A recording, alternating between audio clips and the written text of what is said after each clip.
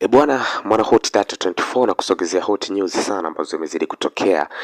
muda mchache ulioweza kupita, na hii ni issue ambayo ameweza kuianzisha mwanadada ambaye amekuwa akitoa taarifa mbalimbali kuweza kuhusiana na celebrity au superstar wakubwa tofauti tofauti, na si mwingine bali ni Mange Kimambi. Nakumbuka kwamba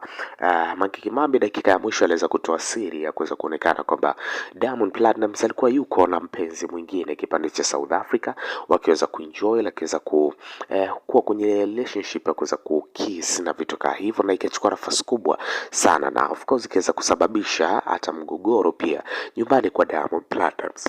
baina ya Zuchu na Diamond Platnumz, na of course ikaweza kusababisha pia maneno mengi sana nje ya familia hile. Lakini moja kati ya kitu ambacho kimekuja kutokea bwana ni kwamba huu mwezi mtukufu wa Ramadhani, Mange Kimambi ameweza kuandika ujumbe mzito kuweza kumpelekea Diamond Platnumz na Zuchu, ambao hawa bwana amekuwa akiwaona akidai kwamba kwenye mahusiano ya kimapenzi, na amekuwa akidai kwamba anataka kuweza kuoana, lakini pia kuweza kuhakikisha wanajenga familia na vitu kama hivyo. So ameweza kutuma ujumbe wa kwamba inabidi waweze kuhakikisha kwamba wanamuombea mama yao